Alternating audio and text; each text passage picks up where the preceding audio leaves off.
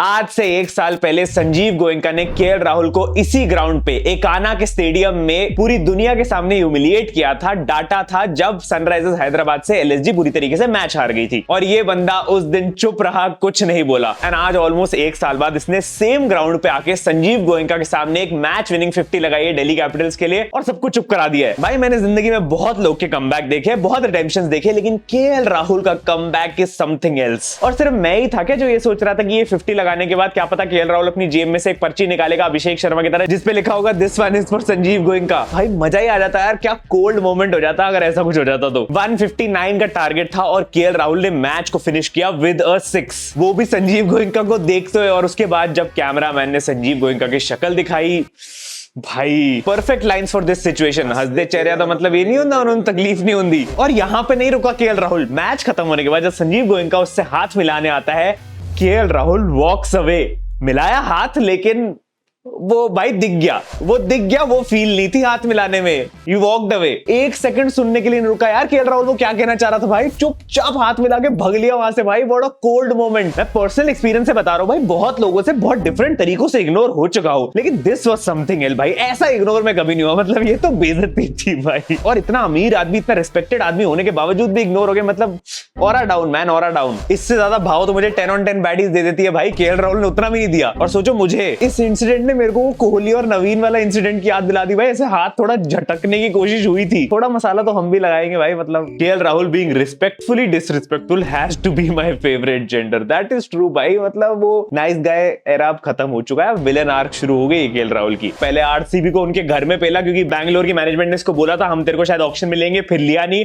और अब एलएसजी के सामने भी सेम बदला उतार रहा है। और अभी तुम भूलो मत इसका मैच पंजाब के साथ भी, और पंजाब ने भी इसके साथ कोई अच्छा नहीं किया था, तो बेटा बच के रहो, उनको भी पेले गए, मैं लिख के दे रहा हूं। और वैसे भी केएल राहुल को पता था कि अगर वो इस मैच में 30-35 रन भी बना लेता ना, तो भी वो संजीव गोयनका के चोजन कैप्टन ऋषभ पंत से ज्यादा बेटर ही खेल के जाएगा। लेकिन भाई बदतमीजी एक बीमारी है ना, दूसरों को जलाना जरूरी है। पूरा अच्छा खासा टाइम लेके एकदम पिच पे टिक के 50 लगाई गई है। मैं बता रहा हूं राहुल चाहता था भाई एक एक बॉल, एक एक मोमेंट फील हो संजीव गोयनका को, इसीलिए वो भाई एक टाइम पे 18 बॉलों में 16 रन पे था और उसके बाद एक सिंपल सी सोबर सी 50 कंप्लीट करी। 57 रन 42 बॉल्स। एंड मैं तो कह रहा हूं भाई असली ऑरा इस इनिंग्स की यही थी कि जिस स्ट्राइक रेट के लिए केएल राहुल को डांट पिटती थी, उसी स्ट्राइक रेट से अपनी टीम को जिताया भी है और सामने वाले को जलाया भी है। सिर्फ 138 का स्ट्राइक रेट, लेकिन ये वाला गोयनका को ज्यादा चुभा। Plan to make his ex jealous goes horribly wrong. अंदर से टूट चुका हूं। Not the first time K L made Goenka upset at Ekana. उफ। लेकिन एक चीज की शिकायत है राहुल भाई कि आपने इस इनिंग्स के बाद यार वो सेलिब्रेशन नहीं करके दिखाई यार जो आरसीबी के अगेंस्ट करी थी। मतलब वो पूरा बैट घुमा दिया, उसके बाद बैट गाड़ दिया। तो इस बार भी कुछ तो कर सकते थे, मतलब कुछ भी बैट से कुछ लिख देते यार, मतलब LODU ऐसे कुछ भी मैसेज आप दे सकते थे तो थोड़ा मजा आता हमें। KL Rahul can open, he can bat in the middle order, bats at the death, comes out to bat in the super over। बताओ बंदा और क्या क्या करे to prove that he has changed। इतनी सारी पोजीशंस भाई और उस पे पीक परफॉर्मेंस। क्या मतलब baddies want to know his location. Already इस आईपीएल में केएल राहुल 323 रन स्कोर कर चुका है विद एन एवरेज ऑफ 64.6 और स्ट्राइक रेट बंदे का 153 का चल रहा है। ब्रो बदला नहीं ले रहा है सिर्फ, bro is making a statement for the 2026 T20 world cup. 130 innings, 5006 runs, 40 50s, 400, one of the icons in IPL history KL Rahul. भाई कांग्रेचुलेशंस, 5000 रन भी कंप्लीट हो गए इस इनिंग्स के बाद। क्या मतलब जितने रन केएल राहुल ने आईपीएल में बनाए उतने तो पंत एक मैच में गाली खा लेता है। और by the way not to take the credit, fastest to 5000 run है बंदा, even before Warner and Virat Kohli. And भले ही ये मैच वन साइडेड बोरिंग बन गया और दिल्ली ने पूरी तरीके से सेकंड इनिंग्स में डोमिनेट किया था, लेकिन जब से केएल राहुल बैटिंग करने आया था और कैमरामैन हर बॉल पे केएल के बाद संजीव गोयनका को दिखा रहा था, मैं बता रहा हूं आई वाज ग्लूड, मैं हट ही नहीं रहा था। इस वजह से this boring match was worth it. और मैं बता रहा हूं भाई गोयनका साहब की स्माइल देख के ही पता चल रहा था कि अब वो परेशान या दुखी नहीं है, अब वो अंदर से टूट चुके हैं। And it has come to this point कि अब पंत को गालियां नहीं पड़ रही होगी, अब खुद को ही पड़ रही होंगी कि भाई मैं किसको लेके आ गया हूं। This is the face of a man who decided to give up instead of stress. पूरा भी नहीं पढ़ पा रहा है। ऐसा देख के ही पता लग रहा है भाई, फील हो रहा है यहां तक। You all thought Mukesh McGrath was a joke, jokes now on you. ओ भाई मुकेश मैकग्राथ की ऑरा भाई, 4 ओवर 33 रन और 4 विकेटें, और वो स्विंगिंग यॉर्कर जिससे तुमने मिचेल मार्श को बोल्ड किया था, आहा मुकेश भाई दिल जीत लिया। Bro I am telling you McGrath was never this good, इसीलिए बोल रहा हूं क्योंकि मैंने उसको कभी खेलते हुए नहीं देखा, बट मुकेश मैकग्राथ को मैंने खेलते हुए देखा है भाई, और बंदा क्या बॉलिंग करता है, ये तो ट्रू है भाई। आज जो प्लेयर ऑफ द मैच मिला मुकेश भाई को, he was the difference today. Mukesh साहब ने कोई छोटी मोटी विकेट नहीं लिया भाई, पूरा मिडिल ऑर्डर खा गया बंदा। In form Mitchell Marsh, in form Badoni, in form Abdul Samad, और आउट ऑफ फॉर्म पंत, मतलब सारी बड़ी विकेट्स है एक आध को छोड़ के। और इवन तो बात ये नहीं कि मुकेश भाई क्या क्रेजी बॉलर है, लेकिन ऐसा समझ में नहीं आता कभी कभी इसको देख के कि लास्ट ईयर तक तो भाई इंडिया की हर स्क्वाड में ऐड हो गया था, टेस्ट, T20, ODI हर जगह ये बंदा आ गया था, लेकिन अब एकदम से गायब ही हो गया है। मैं ये नहीं कह रहा वापस डालो, लेकिन मैं पूछ रहा हूँ कि क्या हुआ। और ऐसा भी नहीं है भाई कि बहुत ही कोई खराब परफॉर्म कर दिया था, ठीक ठाक खेल रहा है, एटलीस्ट ODIs में तो सही था। 6 मैच नहीं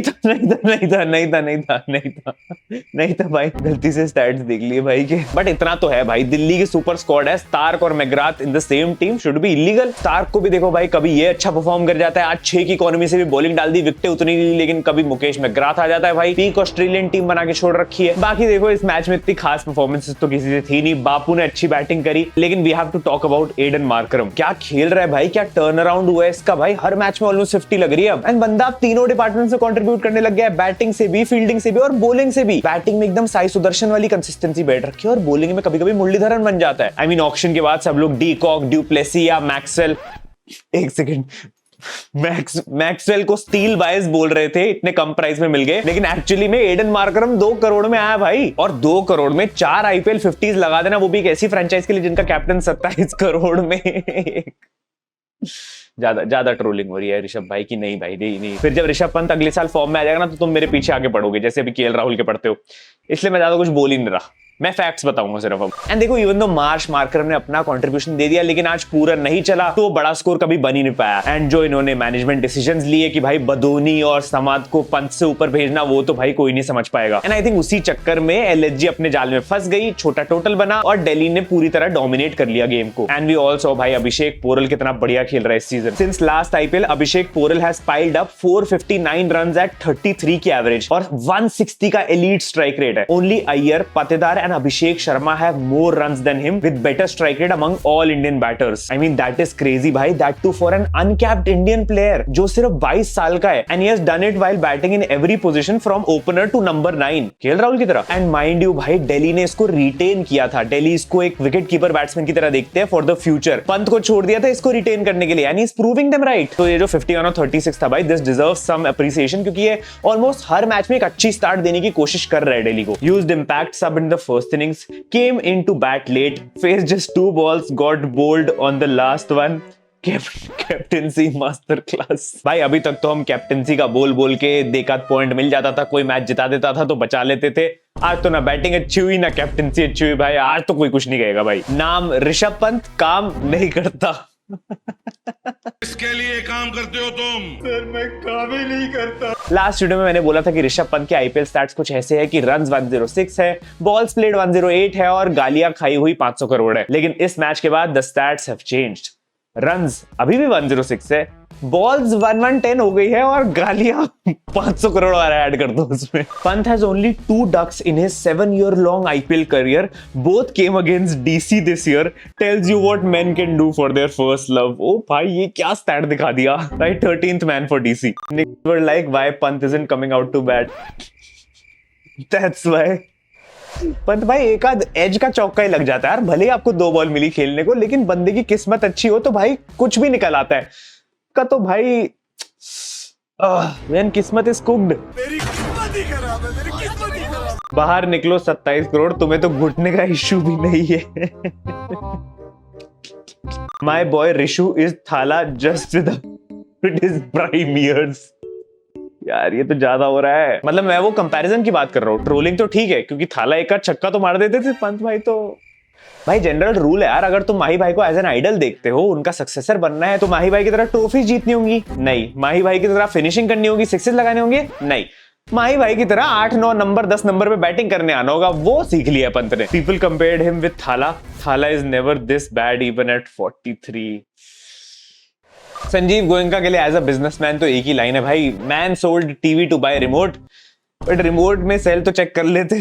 अब तो सब करके देख लिया भाई, बैटिंग करे तो टीम हारती है, बैटिंग ना करे तो टीम हार रही है। एंड एक वीडियो निकल के भी आई थी जिसमें जहीर खान के साथ ऐसा लग रहा था ऋषभ पंत का थोड़ा सा टसल हो गया था, थोड़ा कुछ ऐसा फाइट सी लग रही थी। तो ऐसा लग रहा था ये जो डिसीजन था पंत को इतना लेट भेजने का, वो शायद मैनेजमेंट का था, बल्कि पंत का खुद नहीं था। और उसी बात से शायद ऋषभ पंत फ्रस्ट्रेटेड था। और इसका कोई सोर्स नहीं है, मैं बस तुम्हें बता रहा हूं अपनी अजम्पशन के हिसाब से। लेकिन द ट्रूथ इज भाई, after all this Rishabh Pant looks frustrated, उसका कॉन्फिडेंस जा चुका है। लाइक इस मैच में भी जब आउट हुआ तो यू कुड क्लियरली सी वो कितना ज्यादा फ्रस्ट्रेटेड था और गुस्से में था। एंड आई फील इसका पार्ट रीजन यही है, जब ओनर ज्यादा इन्वॉल्वमेंट लेने लग जाए टीम में तो फिर ऐसा ही होता है। बट खैर, अब गुजरात और दिल्ली दोनों 12-12 पॉइंट पे टॉप पे बैठी है और मुझे लग रहा है ये टीम सबसे पहले क्वालिफाई हो सकती है जितना अच्छा ये लोग खेल रहे हैं। विच मींस की थर्ड फोर्थ पोजीशन के लिए आरसीबी, पंजाब, लखनऊ और मुंबई चारों फाइट करने वाले हैं। एंड वी कैन कंसीडर भाई की केकेआर, राजस्थान, हैदराबाद और चेन्नई तो शुरू से ही ये लोग बाहर ही हो गए हैं इस सीजन से। अब तो भाई अब मामला सीरियस होने वाला है और आज है मैच पीला पगलू वर्सेस नीला पगलू, Rohit versus Head, Hyderabad versus Mumbai. अगर एमआई मैच जीत जाती है तो वो लोग हो सकता है 5th पोजीशन पे आ जाए या फिर सीधा 4th पे भी आ सकते हैं। Unreal comeback. इसलिए मेरी प्रेडिक्शन है कि हैदराबाद ही मैच जीतेगी।